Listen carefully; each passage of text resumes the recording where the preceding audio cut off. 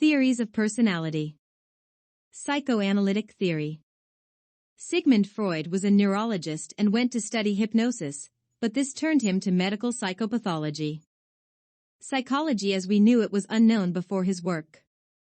Psychoanalytic theory says personality is shaped by a person's unconscious thoughts, feelings, and past memories, particularly in childhood. Two instinctual drives motivate human behavior: libido, motivation for survival, growth, pleasure, etc., and death instinct, drives aggressive behaviors fueled by unconscious wish to die or hurt oneself/others. Individual influences on behavior: projection, projecting own feelings of inadequacy on another; reaction formation, defense mechanism where someone says or does exact opposite of what they actually want/feel; regression, defense mechanism where one regresses to position of child in problematic situations; sublimation, defense mechanism where unwanted impulses are transformed into something less harmful. Central to his theory is libido.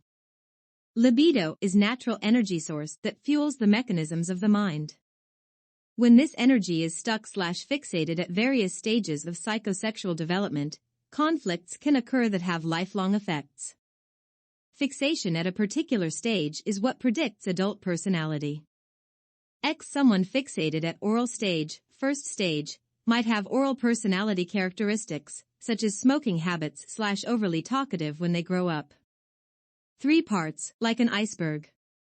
Top of iceberg is the conscious part of mind, and unconscious. 1. ID at the bottom, it's the unconscious part. It develops after birth and demands immediate gratification. 2. Ego, part of conscious and uncons. INV, in our perceptions, thoughts, judgments, and seeks long-term gratification. 3. Superego, develops around 4, and it's our moral conscience. Also part of conscious and unconscious. Our libido impulses are what want to be gratified. When over-gratified or partially/not gratified at all, fixation occurs at a certain stage. Face conflict/anxiety. It's a conflict between these 3 mental structures: ego, ID, and superego. They're all competing for demand, so in conflict. XID is on one shoulder and it's not getting immediate gratification. Then we have superego on other shoulder, preaching to ID about what's moral, and ego is in middle. ID wants gratification, and is going back and forth with superego, so ego here is trying to gratify the ID, but it also has to take into account what the superego is saying. It's moral oversight. The ego is part of the conscious and unconscious mind, so it acts as mediator between the unconscious desires of the ID and the moral demands of the superego. A Freudian slip is example of mental conflict. Financially stressed patient, please don't give me any bills, meant any pills. Especially problematic when there's a problem with development at a particular psychosocial stage. Humanistic theory. The humanistic theory, developed by Carl Rogers, focuses on healthy personality development, and humans are seen as inherently good. The most basic motive of all people is the actualizing tendency, self-actualization, innate drive to maintain and enhance oneself. Person will grow towards self-actualization as long as there are no obstacles. Primary difference between Freud's psychoanalytical theory is Freud's theory was deterministic, behavior is determined by unconscious desires. Humanistic theory focuses on the conscious, and says people are inherently good, and we are self-motivated to improve, so we can reach self-actualization. First theorist of this theory was Maslow, who formed hierarchy of needs. Must first fulfill physiological needs of pyramid and work our way up, then safety, then love, self-esteem, and finally self-actualization. Self-actualization is rarely achieved, only 1% of people ever reach it. Carl Rogers says qualities Maslow described are nurtured early in life. Self-actualization is a constant growth process nurtured in a growth-promoting process. In order for this climate to help someone reach self-actualization, 2 conditions that need to be met. Growth is nurtured by when individual is genuine. One has to be open and revealing about themselves without fear of being wrong. Second is growth is nurtured through acceptance from others. allows us to live up to our ideal selves. Central feature of our personality is self-concept, achieved when we bring genuineness and acceptance together to achieve growth-promoting climate. When there's discrepancy between conscious values and unconscious true values leads to tension, must be resolved. Genuine plus acceptance equals self-concept. Importance of congruency between self-concept and our actions to feel fulfilled. Biological theory. Many variations to this theory, some relate to the brain and some to behavior instead of traits. Evolutionary psychology theorizes that males plus females have different mating strategies that influence cost of passing on genes. Males can have many mates, females more selective due to cost of pregnancy. The biologic theory suggests important components of personality are inherited, or determined in part by our genes. Hans Eysenck proposed extroversion level is based on differences in the reticular formation. Introverts are more easily aroused and therefore require less. Jeffrey Alan Gray proposed personality is governed by 3 brain systems, such as the fight or flight system. Robert Cloninger linked personality to brain systems in reward/motivation/punishment, such as low dopamine correlating with higher impulsivity.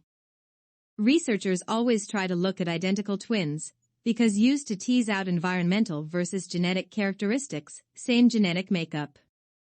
Results show even if twins reared separately, still had similar personalities.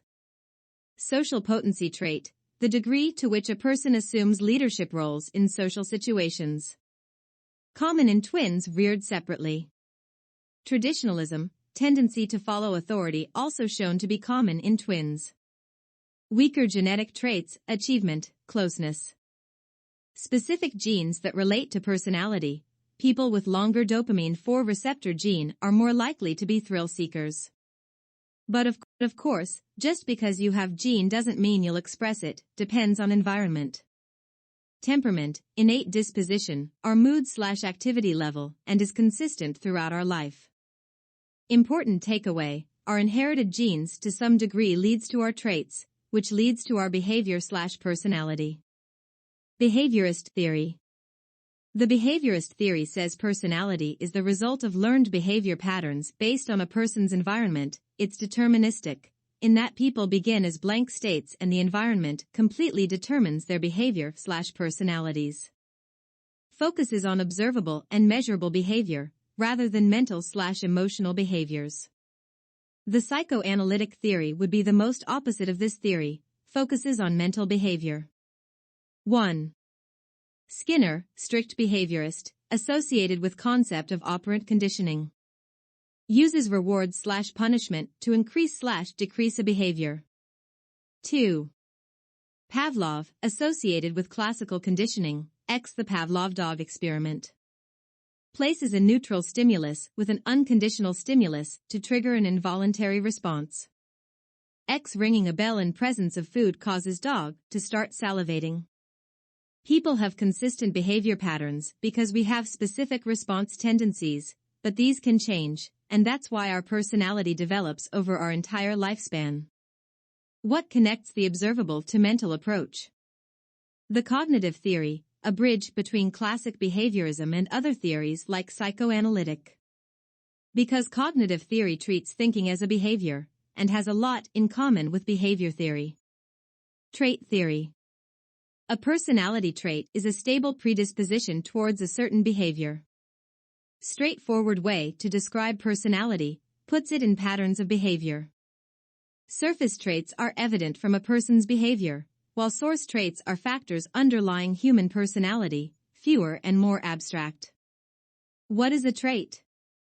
A relatively stable characteristic of a person that causes individuals to consistently behave in certain ways. Combination of traits forms the personality.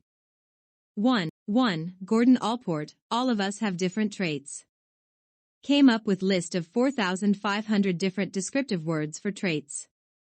From those he was able to come up with 3 basic categories of traits: cardinal, central, and secondary traits. Cardinal traits are characteristics that direct most of person's activities, the dominant traits. Influence all of our behaviors, including secondary and central traits. Central trait is X honesty, sociability, shyness. Less dominant than cardinal. Secondary trait is love for modern art, reluctance to eat meat, more preferences/attitudes. 2. Raymond Cattell proposed we all had 16 essential personality traits that represent basic dimensions of personality. Turned this into the 16 Personality Factor Questionnaire, or 16 PF. 3. Hans Eysenck, we have 3 major dimensions of personality, which encompass all traits we all possess, but the degrees to which we individually express them are different.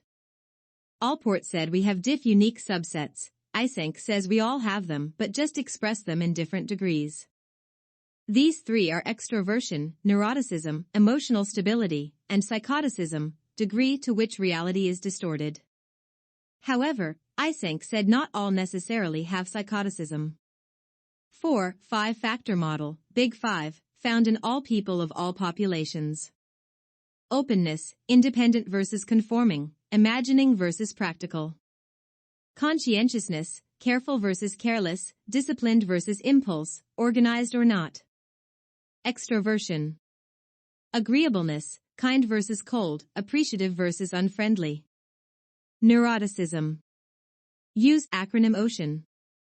Cattell, Eysenck, and Big 5 all use factor analysis, a statistical method that categorizes and determines major categories of traits. Allport's theory did not, he used different methods. Observational learning, Bobo doll experiment and social cognitive theory. Observational learning, aka social learning/vicarious learning, is learned through watching and imitating others, such as modeling actions of another. Mirror neurons found that support this. Social cognitive theory is theory of behavior change that emphasizes interactions between people and their environment. Unlike behaviorism, where environment controls us entirely, cognition is also important.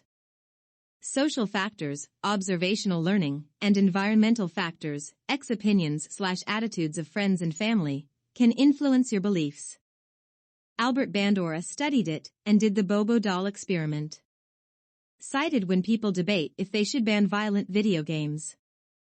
It's a blow-up doll you can punch. Had group of children doing arts and crafts, but in middle of it suddenly man appeared and started hitting this inflatable doll. Also screaming kick it, hit it, etc. Did for 10 minutes straight. Some children observed it, others weren't fazed.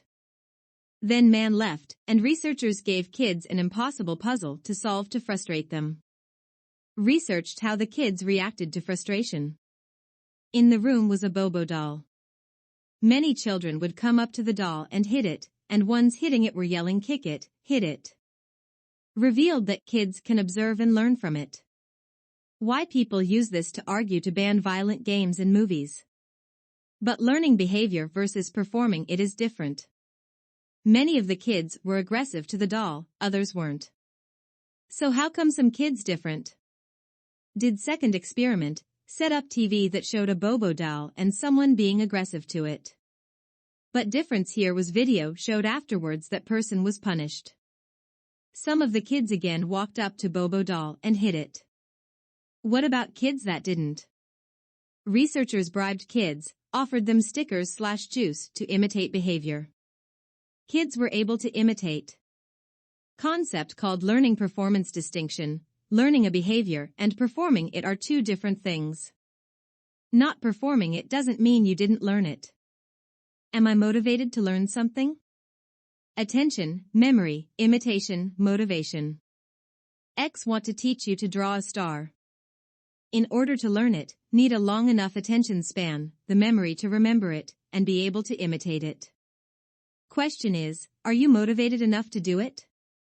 If so, you do it. From